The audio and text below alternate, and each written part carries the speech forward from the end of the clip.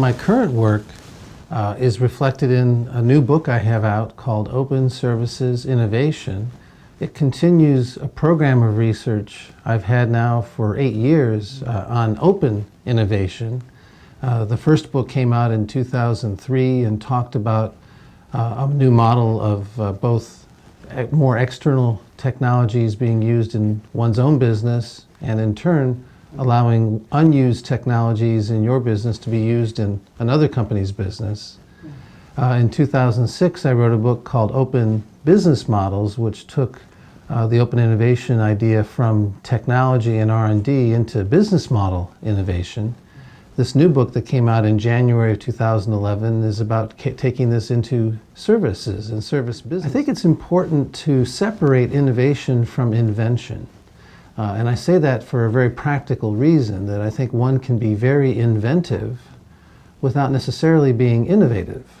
And equally, one can be innovative without being particularly inventive.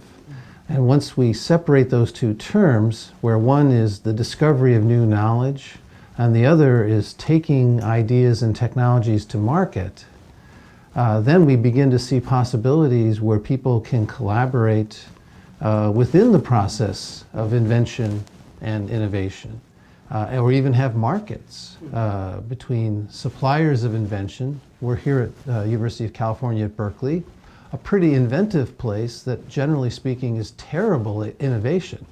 We don't try to commercialize much, and it's probably very good that we don't. But in turn, companies that work with us, that utilize our ideas and discoveries and take them to market, may not have invented them themselves, but they are the ones taking the risks and then making the adjustments and necessary improvements to take it into the marketplace and solve a customer's problem. Economists talk about utility of a product or a service. And then when they characterize the desires of consumers, they create what they call utility preference functions.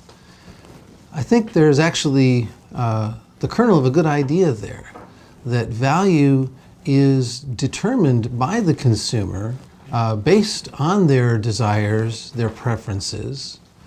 But those who are trying to produce services to meet those are not passive in this process. There's a great deal we can do both in choosing which people to serve and the expectations that are set for those people and what they will experience, as well as if we get into the co-innovation and co-creation, the opportunity for people to create new things that they may not have been able to explain to us ahead of time, but once they are exposed to a set of possibilities and given the opportunity to work with them, they can sometimes come up with things that they would not have known in advance but are wonderfully delightful. I'm certainly best known and recognized for this new model of industrial innovation called open innovation.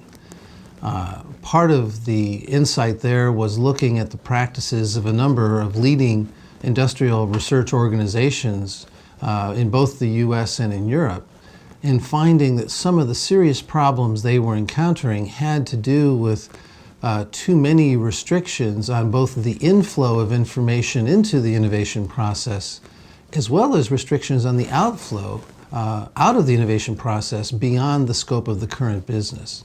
So this is, I think, what I'm best known for.